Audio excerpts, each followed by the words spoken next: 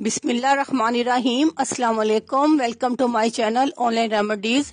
अब सही मायने में आई मोटापे की शामत। हर खाने के बाद ताज़ा नारियल का छोटा टुकड़ा आधी उंगली जितना खाने से बढ़ा हुआ पेट खत्म हो जाता है। आजमूदा है। अगर ताज़ा नारियल मुयस्सर ना हो तो खुश्क खोपड़ा लेकर उसे पानी में भिगोकर भी इस्तेमाल कर सकते हैं। इस नारियल के इस्तेमाल से हर किस्म की चर्बी का खात्मा होगा। मोटापा हमेशा के लिए खत्म हो जाएगा। अल्लाह हाफिज। शुक्रिया।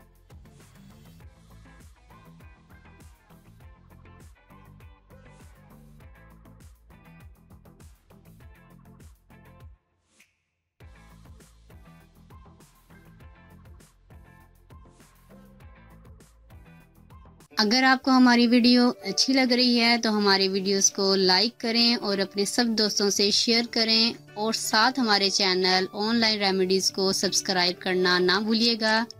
मिलती हूँ मैं आपको एक नई वीडियो के साथ। तब तक के लिए अल्लाह हाफिज़।